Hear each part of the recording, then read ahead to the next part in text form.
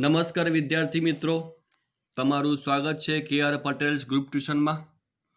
ધોરણ 8 થી 12 કોમર્સ, જેમાં આજે આપણે ધોરણ 9માં ગણિતમાં પ્રકરણ 9 શરૂ કરવા જઈ રહ્યા છે અને આજે આનો આ પ્રથમ વિડીયો જોઈ રહ્યા છો. નામ છે ચેપ્ટરનું સમાંતર બાજુ ચતુષ્કોણ અને ત્રિકોણના ક્ષેત્રફળ.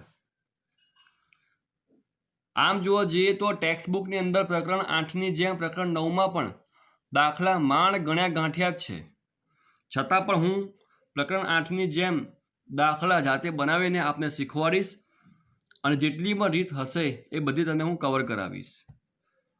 તો અહીંયા આપણે બે માપ છે, એક ચતુષ્કોણ અને એક ત્રિકોણ, અને આ બંનેના આપણે શોધવાના છે ક્ષેત્રફળ, એટલે કે એરિયા, ક્ષેત્રફળ. તો પહેલા વાત કરીએ આપણે ત્રિકોણની. તો સૂત્ર એવું ત્રિકોણનું છે કે ત્રિકોણનું ક્ષેત્રફળ શોધવું હોય તો સૂત્ર એવું છે કે 1/2 ગુણ્યા પાયો ગુણ્યા વેધ. હવે વેધ કોને કહેવાય? તો કે સામેની બાજુ ઉપર 90નો ખૂણો બનાવે એને વેધ કહેવાય. અને પાયો એટલે તો કે જે બાજુ ઉપર એ વેધ આવતો હોય એને પાયો કહેવાય. તો આ એક સૂત્ર સામાન્ય છે, તમે ખાસ યાદ રાખજો અને સૂત્રોનું એક અલગ પેજ બનાવજો અને એ પેજ ઉપર બધા સૂત્રો હોવા જોઈએ. ચેપ્ટર 1 હોય, 2 હોય કે 9 હોય કે 8 હોય. તો તમે જે સૂત્રોનું લિસ્ટ બનાવશો એમાં તમને ખૂબ જ લાભદાયી નીવડશે. સૂત્ર છે 1/2 ગુણ્યા પાયો ગુણ્યા વેધ.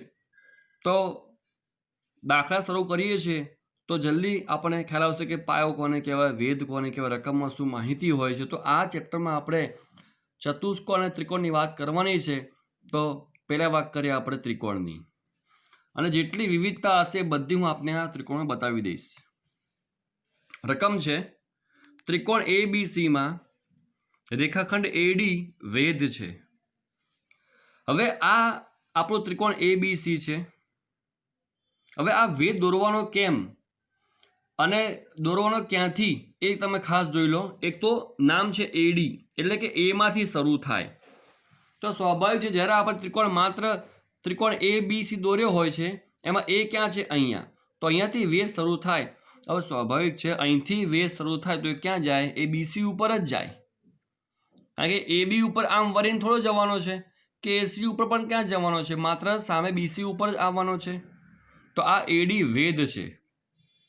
હવે તમને એમ થાય કે અહીંયા વાત છે પાયો અને વેધ બંનેની, તો રકમ માત્ર વેધ કેમ આપ્યો છે, પાયો કેમ નથી આપ્યો? તેના જવાબ હું હાલ બોલી ગયો કે A માંથી શરૂ થાય તો એ BC ઉપર જ આવે. બીજું કોઈ એનું સ્થળ છે જ નહીં કે ક્યાં જાય, એની પાસે ઓપ્શન છે જ નહીં. A માંથી શરૂ થાય ને તો એ સામે BC ઉપર જ આવે. મેં કહ્યું એમ આમ વરીને કે AB ઉપર ન જાય કે AC ઉપર પણ ન જાય. એ જ પ્રમાણે જો B માંથી શરૂ થાય તો બોલો ક્યાં જાય? AC ઉપર, એ આ રીતે. અને અહીંથી શરૂ થાય તો ક્યાં જાય? AB ઉપર, એ આ રીતે. એટલે ત્રિકોણમાં એવું હોય છે કે વેધ હંમેશા એક જ સ્થાન ઉપર જતો હોય છે, બીજો વિકલ્પ હોતો નથી. એટલે ત્રિકોણમાં રકમમાં માત્ર વેધ આપશે, પાયો નહીં આપે. ચતુષ્કોણમાં બે ઓપ્શન હોય છે, એમાં આપણને કહેશે કે આ વેધ કયા પાયા ઉપર જાય છે, બરાબર. પણ ત્રિકોણમાં હંમેશા વેધનો એક જ નિશ્ચિત પાયો હોવાથી એ રકમમાં આપણને સૂચના આપતા નથી. તો આ AD એ વેધ છે. તો સ્વાભાવિક છે BC શું કહેવાશે? એનો પાયો. પાયો મતલબ મેં તમે કહ્યું એમ કે જેની ઉપર વેધ આવતો હોય એને પાયો કહેવાય. તો વેધ કોની ઉપર આવ્યો છે? BC ઉપર. તો જો આ પાયો અને આ વેધ. આમાં સ્વાભાવિક છે પાયો કોને કહેવાય? જેની ઉપર આખું બિલ્ડિંગ ઊભું હોય. તો આ BC પાયો છે, જેની ઉપર આ AD નામનું બિલ્ડિંગ ઊભું છે. એટલે AD વેધ છે અને BC પાયો છે. હવે આપ સમજી ગયા હશો કે રકમમાં જે માહિતી આપી હોય એના આધારે આકૃતિ બને કઈ રીતે. હવે જો AD 7 સેમી છે, BC 10 સેમી છે, તો એરિયા ઓફ ABC, AR મતલબ કે એરિયા, એટલે કે ત્રિકોણ ABC નું ક્ષેત્રફળ શોધો. આને કહેવાશે એરિયા ઓફ ABC, મતલબ કે ક્ષેત્રફળ શોધો. તો દાખલો સાવ સિમ્પલ છે. સૂત્ર એવું છે કે એરિયા ઓફ ABC બરાબર 1/2 ગુણ્યા પાયો ગુણ્યા વેધ. તો આ રકમમાં પાયો BC છે અને વેધ AD છે બીસીનું માપ રકમમાં 10 આપ્યું છે અને એડીનું માપ રકમમાં 7 આપ્યું છે. અને અહીં જુઓ હવે કે ભાગ શું ઉડશે, જુઓ કે 2 પંચા 10 એ ભાગ ઉડશે. તો તમે એ ભાગ ઉડાવજો. કે મારે તમને સમજાવવું હોય એટલે આ નથી ઉડાવ્યા મેં ભાગ, કારણ કે તમને સ્પષ્ટ દેખાય મેં શું લખ્યું છે. મેં અહીંયા બધા ભાગ ઉડાવી દીધા હોય તો તમે ખ્યાલ નહીં હોય કે મેં લખ્યું શું હતું. પણ તમે ખાસ ભાગ ઉડાવજો કે 2 પંચા 10, તો અહીંયા 5 બની ગયા, તો 5 સિત્તા 35. અને હંમેશા ક્ષેત્રફળમાં સેમી સ્ક્વેર એકમ આવે. જો માપ મીટરમાં હોય તો મીટર સ્ક્વેર કહેવાય અને સેમીમાં હોય તો સેમી સ્ક્વેર કહેવાય. બરાબર. હજુ એક રકમ લઈએ આપણે. ત્રિકોણ PQR માં QM વેધ છે. હવે જો આ ત્રિકોણ PQR છે, વેધ શું છે QM, મતલબ Q માંથી શરૂ થાય. સ્વાભાવિક છે કે અહીંથી શરૂ થાય તો સામે જ જાય, એ વરીને કે આમ આડો જવાનો નથી, તો અહીંયા આવશે QM. તો ત્રિકોણમાં માત્ર અહીંયાથી જ વેધ એવું ક્યાં જરૂરી છે? ત્રિકોણમાં 3 પ્રકારના વેધ શક્ય છે, એક P માંથી, એક Q માંથી અને એક R માંથી. બરાબર. પણ વસ્તુ કઈ એમાં સૂત્ર બદલાતું નથી. તો જો આ QM જો વેધ હોય એનો પાયો કયો બની જશે? PR. તો જો રકમમાં તમે આપ્યું છે કે PR 9 છે, QM 11 છે, તો એરિયા ઓફ PQR શોધો. તો સૂત્ર છે કે એરિયા ઓફ PQR બરાબર 1/2 ગુણ્યા પાયો. અહીંયા પાયો PR છે અને વેધ QM છે. આનું માપ રકમમાં 9 આપ્યું છે, આનું માપ 11 આપ્યું છે. 11 9 99 થાય અને અડધા 49.5 સેમી સ્ક્વેર થાય. જવાબ પોઈન્ટમાં પણ આવી શકે છે. તો આ 2 દાખલાઓ આપણે જોયા કે જેમાં ત્રિકોણમાં વેધ 2 પ્રકારના આપણે શીખ્યા છે. એક અહીંયાથી હોય અને એક અહીંયાથી હોય. બંનેમાં સૂત્ર સરખું છે. હા, ક્યારેક જવાબ પોઈન્ટમાં પણ આવી શકે છે, પણ સૂત્ર આપણે યાદ રાખવાનું છે. 1/2 ખાસ આવશે ગુણ્યા પાયો ગુણ્યા વેધ. દરેક દાખલામાં, ત્રિકોણના દાખલામાં 1/2 મૂકવું પડશે. હવે દાખલો ત્રીજો લઈએ. ત્રિકોણ DEF માં FM વેધ છે. હવે જો આ ત્રિકોણ છે આપણો ત્રિકોણ DEF. હવે F ક્યાં છે? અહીંયા. તો અહીંથી વેધ શરૂ થાય તો સ્વાભાવિક છે ક્યાં જાય? તો કે DE ઉપર જાય. તો આ આકૃતિમાં વેધ FM છે અને પાયો DE છે. બસ. હવે FM 5 છે, DE 12 છે, તો એરિયા ઓફ DEF શોધો. તો એરિયા ઓફ DEF બરાબર 1/2 ગુણ્યા પાયો ગુણ્યા વેધ. એનું માપ છે 12 અને 5. તો શું ભાગ જો શું ઉડશે કે 2 છંગ 12, તો 6 પંચા 30, અથવા 12 પંચા 60 અને 60 ના અડધા 30, એમ પણ થઈ શકે છે. તો 30 સેમી સ્ક્વેર. હવે આપણે આ 3 દાખલા જોયા. એમાં આપણે એ શીખ્યા છે કે ત્રિકોણમાં વેધ 3 પ્રકારના હોય. અહીંયાથી હોય, અહીંયાથી હોય કે અહીંયાથી હોય. એ ત્રણેય ઉપરથી આપણને ત્રિકોણનું ક્ષેત્રફળ મળી શકે છે. મતલબ કે આ જે આખો એરિયા છે ને એ કેટલો છે એ આપણે જાણી શકીએ છીએ. તમે અહીંથી માપો છો, અહીંથી માપો છો કે અહીંથી માપો છો, આ જે એરિયા જે છે, આ જે ભાગ જે છે એ કેટલો છે એ તમે જાણી શકો છો. તો એરિયા એટલે કે ક્ષેત્રફળ, એનો અર્થ એવો થાય કે આ ત્રિકોણ એ કેટલી જગ્યા રોકે છે, એ જે જગ્યા આખી જે છે એને કહેવાય ક્ષેત્રફળ. તો તમે અહીંયાથી વેધ લો, અહીંયાથી વેધ લો કે અહીંયાથી વેધ લો, આ ત્રણેયમાં તમારો જવાબ સરખો જ આવશે. આ આપણે વાત કરવાની છે. એટલે ત્રિકોણ એરિયા માપવા માટે, આનું ક્ષેત્રફળ માપવા માટે કોઈ પણ વેધ ચાલશે. 3માંથી કોઈ પણ વેધ અને પાયો ચાલશે. હવે આ દાખલો મેં ફૂંદડી એટલા માટે કરી છે કે તમને આ દાખલામાં કંઈક મારે શીખવાડવું છે. પણ એ જો હું આપણે ડાયરેક્ટ કહી દઈશ ને કે આવું હોય, તો મગજમાં બહુ ઉતરશે નહીં કે આવું કેમ હોય. ગણિતમાં દરેકનું કારણ ખબર હોય ને તો જલ્દી યાદ રહે છે. એટલે આપણે એ નિયમ શીખતા પહેલાં એક દાખલો લઈએ છીએ અને ત્યારબાદ તમને હું એ નિયમ સાબિત કરી આપીશ, અને તો તમને લાંબો સમય યાદ રહેશે અને સમજાશે પણ ખરો. જો ત્રિકોણ ગોળ GOD-માં OM અને GA વેધ છે. તમે જો એક જ ત્રિકોણમાં મેં કહ્યું એમ કે 3 વેધ શક્ય હોય. અહીં માત્ર 2ની વાત છે, OM અને GA. તો જુઓ આ ત્રિકોણ છે આપણો ત્રિકોણ GOD. એમાં OM તો સ્વાભાવિક છે કે O થી શરૂ થાય તો એ સામે GD ઉપર જ જવાનો છે, OM. અને GA તો એ G થી શરૂ થાય તો એ OD ઉપર જ આવવાનો છે, GA. તો અહીંયા 2 વેધ થયા છે. મેં આપને કહ્યું એ મુજબ કે કોઈ પણ પાયો અને વેધ લઈ શકાય છે. દરેકમાં જવાબ સરખો આવે ત્રિકોણ ક્ષેત્રફળનો. તો વાત અહીં એવી છે કે જો OM 8 હોય એટલે કે આ વેધ, GD 10 હોય મતલબ એનો પાયો, તો એરિયા ઓફ GOD શોધો. તો પહેલા આપણે એક કામ કરી લઈએ કે એરિયા ઓફ GOD બરાબર 1/2 પાયો ગુણ્યા વેધ. તો એનો પાયો છે GD અને વેધ છે OM. તો GD નું માપ 10 છે અને OM નું માપ 8 છે. શું ભાગ ઉડશે કે 2 પંચા 10 તો 5 ઈઠ્ઠા 40, અથવા તો 2 ચોક 8 તો 10 ચોક 40, અને અથવા તો 10 ઈઠ્ઠા 80 અને 80 ને ભાગ્યા 2 40. તમે કોઈ પણ પ્રકારે ગણતરી કરી શકો છો. તો જો આપણે આ વેધ અને પાયો લઈએ છીએ તો જવાબ શું આવે 40. મતલબ કે આ ત્રિકોણ 40 સેમી સ્ક્વેર જગ્યા રોકે છે. એરિયા એટલે ક્ષેત્રફળ. હવે એમાં એવું કહ્યું છે કે જો GA 5 હોય, હવે જો આની વાત છે કે આ વેધ 5 છે, OD 16 હોય, એનો પાયો 16 હોય, તો પણ એરિયા ઓફ GOD શોધો. તો અહીંયા બે જોડ છે, એક OM અને GD એ પાયા અને વેધની જોડી છે, અને બીજું આ GA અને OD, સોરી અહીં GD આવે, OM અને GD, અહીંયા GA અને OD. તો અહીંયા પાયા અને વેધની બે જોડી છે. તો આપણે એક જોડી માટે ક્ષેત્રફળ શોધ્યું, કેટલું આવ્યું 40. હવે આની વાત કરીએ બીજી જોડી માટે. આ પાયો અને વેધ પહેલી જોડી, આ પાયો અને વેધ બીજી જોડી, બંને જોડી એક જ ત્રિકોણની છે. એટલા માટે મેં ફૂંદરી પણ કરી છે કે એક નિયમ મારે તમને સમજાવવો છે. એના માટે દાખલો પસંદ કર્યો છે મેં કે એરિયા ઓફ GOD બરાબર 1/2. અહીંયા જુઓ, અહીંયા OD પાયો છે અને GA વેધ છે. OD નું માપ 16 છે અને GA નું માપ 5 છે.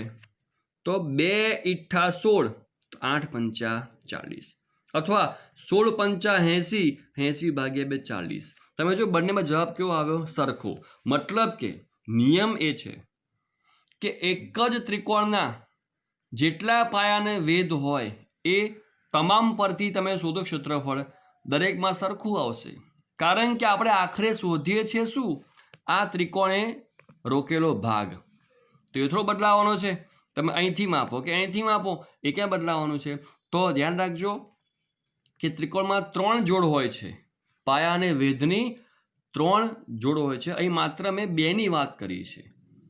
3 જોડ સરખી હોય. હજુ ત્રીજી આપી હોત ને તો એ પણ 40 જ આવી હોત, ગેરંટી. પણ એ 3 જોડ એક જ ત્રિકોણની હોવી જોઈએ. આ વસ્તુ ખાસ ધ્યાનમાં રાખજો. તો શીખવાનું એ છે કે આનો જવાબ પણ 40 આવે છે, આનો પણ જવાબ 40 આવે છે. મતલબ કે આ બંનેની કિંમત કેવી છે? સરખી છે. તો શું લખી શકાય? જુઓ કે 1/2 GD ગુણ્યા OM, આની વાત છે, બરાબર 1/2 OD ગુણ્યા GA. આ બંનેની કિંમત સરખી થાય એટલે કે આ પણ પાયો વેધ છે, આ પણ પાયો વેધ છે, બંને એક જ ત્રિકોણના છે. માટે સાબિત થાય છે અહીંયા કે જે પાયો અને વેધ એક જ ત્રિકોણના હોય એમની કિંમત હંમેશા સરખી થાય છે. હવે જુઓ કે સામ સામે 1/2 ઉડી ગયા, તો વધ્યું શું? GD ગુણ્યા OM બરાબર OD ગુણ્યા GA. એનો અર્થ એવો થાય છે કે એક જ ત્રિકોણના બે પાયા અને વેધ હોય તો એ બંને જોડીનો ગુણાકાર હંમેશા સરખો થાય. તમે ચેક કરી જુઓ. માનો કે આ 1/2 ના હોય તો જુઓ 10 ઈઠ્ઠા 80, અહીંયા 16 પંચા 80, બંને કેવા આવી ગયા? સરખા. યાદ રાખજો, જ્યારે ક્ષેત્રફળ શોધવું હોય ત્યારે જ આપણે માત્ર 1/2 મૂકીશું. પણ જે દાખલામાં ક્ષેત્રફળની વાત જ નથી, જે દાખલામાં માત્ર પાયા અને વેધની વાત છે, ત્યાં તમે 1/2 મૂકો તોય વાંધો નથી અને નહીં મૂકો તોય વાંધો નથી. આ યાદ રાખજો ખાસ તમે કે જ્યારે ત્રિકોણની વાત હોય અને એક જ ત્રિકોણના બે પાયા અને વેધની વાત હોય, ક્ષેત્રફળ શોધવાનું જ ના હોય, માત્ર પાયા અને વેધની જ વાત કરવાની હોય, તો તમે આવું પણ લખી શકો છો. કારણ કે આપણે સાબિત કર્યું છે કે બંનેનો ગુણાકાર હંમેશા સરખો જ આવે છે. તો એક દાખલો લઈએ આપણે એ રીતનો.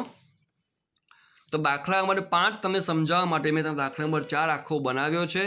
અને એ સાબિત કર્યો છે કે પાયા અને વેધનો ગુણાકાર બંને જોડીનો હંમેશા સરખો આવે છે અને એ નિયમ પરથી આ દાખલામાં 5 આપણે ગણવાનો છે કે ત્રિકોણ CAT ત્રિકોણ કેટમાં CM અને TK આ બે વેધ છે.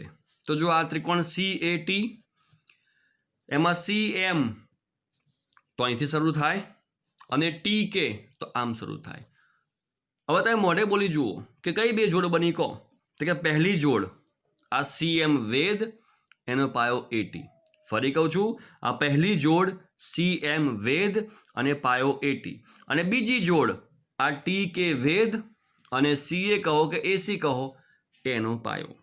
બરાબર. એટલે આ બે જોડ છે, એક CM AT ની અને બીજું TK AC ની. રકમ જો શું કહે છે કે જો CM બરાબર 8 હોય, TK બરાબર 3 હોય, AC બરાબર 16 હોય તો 8 ની કિંમત શોધો. તો અહીંયા ક્યાંય દાખલામાં ક્ષેત્રફળની વાત જ નથી, આપણે માત્ર પાયા અને વેધની વાત કરવાની હોવાથી આપણે આ નિયમ પ્રમાણે ડાયરેક્ટ 1/2 લખ્યા સિવાય લખી શકીએ છીએ કે પહેલી જોડીનો ગુણાકાર બરાબર બીજી જોડીનો ગુણાકાર.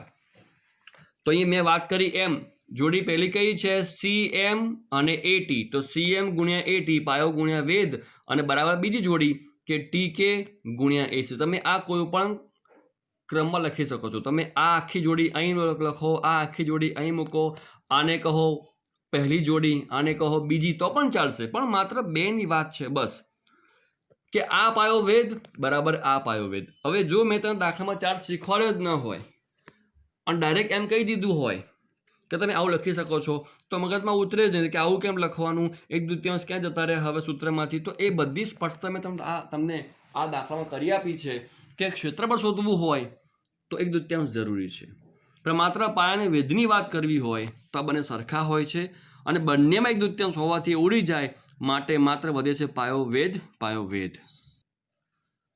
તો એટલા માટે આ દાખલો હાવ હવે એકદમ સરળ બની જાય છે. જો હવે જો CM ની કિંમત રકમમાં જો 8 આપી છે, AT ની કિંમત નથી આપી, TK ની કિંમત 3 આપી છે, આની કિંમત 16 આપી છે. હવે આ સ્ટેપ છે ને તમારે આ સ્ટેપ પ્રકરણ 10માં તમારે ચેપ્ટર 6માં ખૂબ જ કામમાં આવવાનું છે.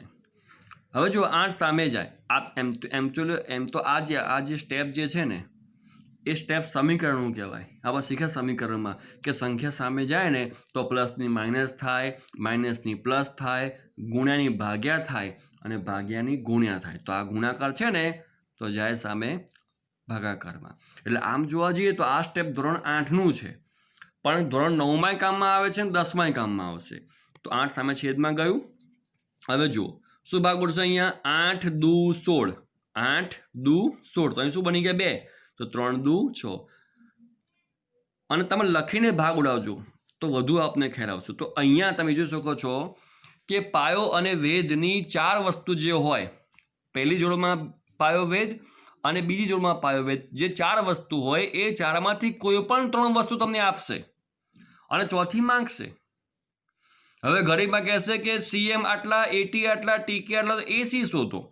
ગરીબમાં કહેશે TK શોધો, ગરીબમાં કહેશે CM શોધો. પણ વસ્તુ આની આ જ છે કે જે સંખ્યા હોય એ સામે છેદમાં જાય. માનો અહીંયા સંખ્યા ખૂટતી હોય, અહીંયા AC શોધવાનું હોય તો 3 સામે છેદમાં જાય. બરાબર. એટલે નિયમ બદલાતા નથી, પણ વસ્તુ એ છે કે પાયો ગુણ્યા વેધ બરાબર પાયો ગુણ્યા વેધ આપણે કરી શકીએ છીએ. હવે આ દાખલો જુઓ. ત્રિકોણ કટ CUTમાં TM અને UN વેધ છે. TM અને UN વેધ છે. તો જુઓ આ ત્રિકોણ CUT એમાં TM અને UN આ બે વેધ છે. હવે તમે પોતે બોલી જુઓ આવું બોલવું હોય તો કે જો TM વેધ હોય એનો પાયો કયો કહેવાય કહો? CU. તો શું બોલાય? TM ગુણ્યા CU. તમે જ્યાં સુધી આ મોઢે બોલવાનો પ્રયત્ન નહીં કરો, તમને આ લખતા નહીં આવડતું હોય તો આનો શું ફાયદો? એટલે પહેલાં આ લખતા શીખી જજો. અને સાવ સિમ્પલ છે કે TM તો એ ક્યાં ગયું? CU ઉપર. તો પહેલી વસ્તુ TM ગુણ્યા CU અને બીજું જુઓ UN તો એ ક્યાં ગયું? CT ઉપર. તો UN ગુણ્યા CT. તો જો હું બોલી ગયો લખ્યું છું મેં તમને કે પહેલી જોડી TM ગુણ્યા CU અને બીજી UN ગુણ્યા CT. હવે આ રકમ બધી માહિતી આપી છે કે TM 10 છે, CU 6, UN 12. હવે આ 12 અહીં આપે છે અને સીટી માંગે છે તો 12 સામે છેદમાં જાય. પણ પહેલાં જો મેં શું કર્યું છે કે 10 છંગ 60 કરી નાખ્યા. 10 છંગ 60. હવે 12 સામે છેદમાં જાય તો 12 પંચા 60. મેં કહ્યું એમ તમે ગણતરી કોઈ પણ સ્ટેપથી કરી શકો છો. તમે આ ગુણાકાર 60 ના કરો અને આની જેમ ડાયરેક્ટ છેદમાં 8 આપ્યા હતા એમ તમે ડાયરેક્ટ છેદમાં 12 આપી દો. પછી 6 દુ 12 ને 2 પંચા 10 એમ ભાગ ઉડાવો તો પણ સાચું છે. પણ વસ્તુ એ છે કે આપણને આ જોડ કરતા આવડતી હોવી જોઈએ અને સંખ્યા સામે છેદમાં જાય અને ભાગ ઉડાવતા આવડતો હોવો જોઈએ તો દાખલો સાવ સરળ બની રહેશે. તો આ 2 દાખલા એ નંબર 4 ઉપરથી બનાવ્યા છે. તો આ રીતે થઈ શકે છે કે ત્રિકોણમાં 2 જોડ તમને આપી હોય એટલે 4 વસ્તુ આપી અમે 3 વસ્તુ આપશે, ચોથી વસ્તુ તમને માંગશે. હવે આ દાખલો જુઓ કે ત્રિકોણ HMV માં VT વેધ છે. હવે જો આ ત્રિકોણ છે એમાં આ V અહીંથી શરૂ થાય તો આ VT વેધ છે. તો અહીંયા ખાલી એક જ જોડ છે. કઈ બનશે બોલો? કે VT અને HM. જો HM 4 હોય, એરિયા ઓફ HMV 28 હોય તો VT શોધો. આ દાખલામાં વાત છે ક્ષેત્રફળની, એરિયાની. આપણે હાલ વાત થઈ કે જો દાખલામાં માત્ર પાયા અને વેધની વાત હોય તો 1/2 નહીં મૂકો તો ચાલશે. પણ જો દાખલામાં ક્ષેત્રફળની વાત હોય તો સૂત્રમાં 1/2 હોવાથી એ મૂકવું જ પડશે. તો સૂત્ર શું બનશે આપણું કે એરિયા ઓફ HMV બરાબર 1/2 ગુણ્યા પાયો ગુણ્યા વેધ. આ દાખલામાં આપણને 28 આન્સર આપ્યો ક્ષેત્રફળનો, એ આપણે અહીં મૂકીશું કારણ કે એ જવાબ આનો છે 28. એ અહીં મૂકીશું. આ એમનું એમ, આની કિંમત 4 છે અને આ વખતે માંગ્યું છે. આપણે આગળ શું જોયું હતું કે પાયો વેધ આપ્યા હોય અને ક્ષેત્રફળ માંગ્યું હોય. જ્યારે અહીં શું આવ્યું છે? હવે ક્ષેત્રફળ આપ્યું છે અને આ બેમાંથી કોઈ એક વસ્તુ માંગી છે. હવે જુઓ આપણા ગણિતના નિયમ પ્રમાણે આ સામે જાય તો ભાગ્યાના ગુણાકાર થાય. 28 ગુણ્યા 2 અને 4 સામે છેદમાં જાય. બસો શીખ્યા કે સંખ્યા ઉપર હોય તો નીચે જાય, નીચે હોય તો ઉપર જાય. એટલે 2 ઉપર ગયા અને 4 નીચે આવ્યા. હવે જુઓ શું ભાગ ઉડશે? 4 × 7 = 28 તો 7 દુ ને 14 અથવા 2 દુ 4 અને પછી 14 દુ 28. તમે કોઈ પણ પ્રકારે ભાગ ચલાવી શકો છો. તમે ફાવે એ રીતે પણ શીખવાનું એ વસ્તુ હતી અહીંયા કે જો દાખલો ત્રિકોણનો હોય, માત્ર પાયા અને વેધની વાત હોય તો પાયો ગુણ્યા વેધ બરાબર પાયો ગુણ્યા વેધ 1/2 નહીં લખો તો ચાલશે. પણ જો દાખલો ક્ષેત્રફળનો હોય તો સૂત્રમાં 1/2 હોવાથી આપણે લખવું જ પડે, ફરજિયાત. બરાબર. અને એવું પણ બને કે દાખલો ક્ષેત્રફળનો હોય તો પાયો વેધ આપ્યા હોય અને ક્ષેત્રફળ માંગ્યું હોય. એ દાખલામાં 1 અને 2 આપણે જોયા. પણ એવું પણ બને કે ક્ષેત્રફળ આપ્યું હોય અને એના ઉપરથી આપણે પછી પાયો અથવા વેધ બેમાંથી એક વસ્તુ માંગી હોય. એવું પણ બને કે VT આપી દે અને HM માંગ્યા હોય. વસ્તુ એની એ જ છે કે જે વસ્તુ શોધવાની છે એ અહીંયાની અહીંયા રહેશે અને સંખ્યા બધી સામે જાય. ભાઈ સંખ્યા HMની હોય કે VTની હોય, મતલબ કે આ બંનેમાંથી કોઈ પણ એક વસ્તુ માંગી શકે છે. તો જો દાખલો પાયો અને વેધનો હોય તો હાલ વાત થઈ આપણે એ મુજબ કે આ 4માંથી કોઈ પણ 3 વસ્તુ આપે અને ચોથી વસ્તુ માંગી શકે છે. એ રીતે અહીંયા પણ જો આપ્યું ક્ષેત્રફળ રકમમાં તો આ બેમાંથી કોઈ એક વસ્તુ આપી હોય, એક વસ્તુ માંગી શકે છે. મેથડ બધામાં આની આ જ રહેશે. સંખ્યા સામે જાય, સાદુરૂપ થાય, તમારો જવાબ તૈયાર. હવે રકમ પોઈન્ટમાં હોય, આંકડા કે માહિતી દશાંશ અપૂર્ણાંકમાં હોય તો શું કરવાનું એ જોઈશું આપણે આવતા વિડીયોમાં. પણ તમારું આજનું હોમવર્ક એટલું જ છે કે આ દાખલા 7 જાતે ફરીથી મોઢે ગણજો અને કંઈ ડિફિકલ્ટી હોય તો મને ચોક્કસથી ફોન કરીને પૂછજો. હવે આપણે નેક્સ્ટ વિડીયોમાં શીખીશું ચતુષ્કોણનું ક્ષેત્રફળ. પણ એના માટે આપણને ત્રિકોણ ક્ષેત્રફળ આવડતું હોવું જરૂરી છે. તો આ દાખલા ત્રિકોણના ખાસ બધી વેરાયટી મેં તમને શીખવાડી છે, બધી વેરાયટીમાં આવી જાય છે. એની ખાસ પ્રેક્ટિસ કરતા રહેજો. કંઈ ડિફિકલ્ટી હોય તો મને ફોન કરીને પૂછી લેજો. આવજો.